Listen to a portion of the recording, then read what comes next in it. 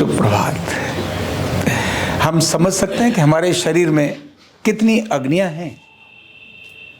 तो common man एक ही अग्नि को जानता है और उसका नाम क्या है? जठराग्नि।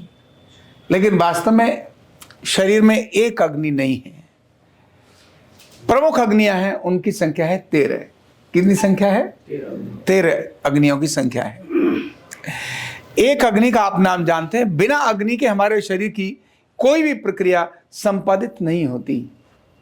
कहते ना ये तो ठंडा पड़ गया है, आदमी को कहते ना ये कैसा पड़ गया, अरे इससे बात मत करो, ये कैसा बंदा है, ये ठंडा बंदा है। ऐसे बोलते नहीं बोलते?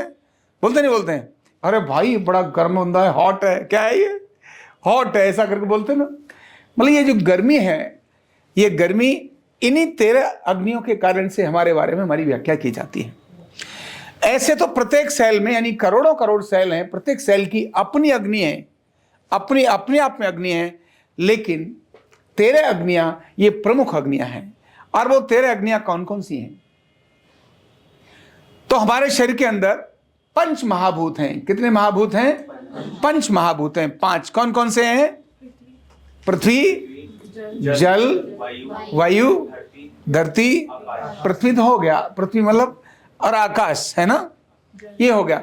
जल यानी पंच महाभूत जो है, इन पांचों महाभूतों की अपनी अपनी एक अग्नि है। अग्नि अपने आप में अग्नि है, लेकिन एक अग्नि महाभूत की अपनी अग्नि है। जब ये पांचों महाभूत ठीक से काम नहीं करते तो हमारे शरीर की बाकी सारी प्रक्रियाएं ठीक नहीं होती है। अब आप कहेंगे कि क्या जल की भी अग्नि है? यस, जल का जितना बड़ा रोल शरीर में है, वो बिना जल तत्व की अग्नि के संपादित हो ही नहीं सकता।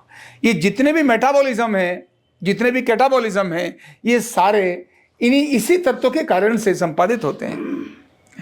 तो 5 हमारे जो पंच तत्व हैं उनकी अग्नि है, और 7 हमारी धातुएं हैं, सप्त धातु। कौन कौन सी हैं?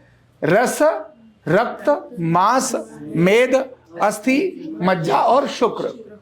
7 धातुएं, इन सभी 7 धातुओं की अग्नि है। अगर एक धातु की अग्नि कम हो जाएगी तो आपके शरीर की जो संरचना है वो बिगड़ जाएगी, वो क्रम बनेगा ही नहीं। रस में अगर जो रस की अग्नि नहीं है तो वो रक्त नहीं बनेगा। रक्त में अग्नि ठीक नहीं है तो वो अगले स्टेज पर जाएगा ही नहीं, तो आपकी जो फाइनल धातु है शुक्र धातु, वो नहीं बनेगी। ये सप्त धातुएं समान रूप से रहें, समान रूप से काम करें, यह अनुसंधान केवल भारत के ऋषियों ने ही काम किया है। 7 धातुएं हैं, पंच महाभूत हैं, ये भारत का अनुसंधान है। अभी पश्चिम का अनुसंधान इस पर, इनकी डिटेल में जाने के लिए बहुत पीछे है। इसीलिए और 13वीं अग्नि है, और उसका नाम क्या है? जठराग्नि। जठराग्नि जो हमारे लीवर और हमारे स्टमक के बीच में यहां जो रहती है, ये बहुत पूरा संपादन का काम करती है। ये अकेली जठराग्नि वात, पित्त और कफ तीनों को समान मात्रा में रखती है। तो ये 13 प्रकार की अग्नियां हमारे शरीर में अपने अपने अलग अलग प्रकार का काम करती हैं। आपने बहुत बार देखा होगा, शरीर तो एक ही है, रक्त का प्रवाह पूरा चल रहा है, लेकिन कभी कभी पर्टिकुलर एक एरिया ठंडा और एक ही एरिया गर्म हो जाता है। क्यों? पैर बहुत ठंडे, सिर बहुत गर्म, और कभी कभी पैर बहुत गर्म और सिर बहुत ठंडा। हाथ किसी के पकड़ो और शेक हैंड करो, पता चलता है बंदा ठंडा है या गर्म है। हाथ पकड़ते ही चलता है, ओ कितना ठंडा है और कितना गर्म है ना।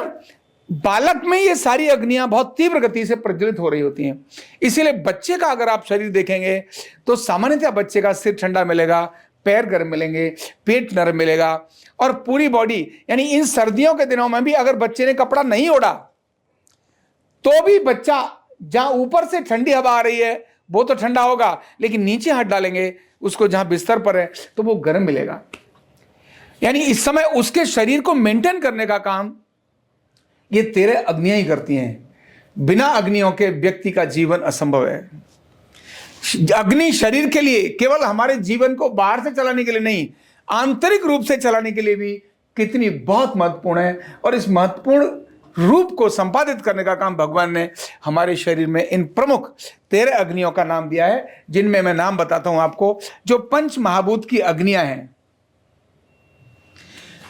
पंच महाभूत की अग्नि, उनका नाम है, एक का नाम है भौमाग्नि, फिर है आप्याग्नि, आग्नेयाग्नि, वायव्याग्नि, और पांचवी है आकाशाग्नि, आकाश की अग्नि।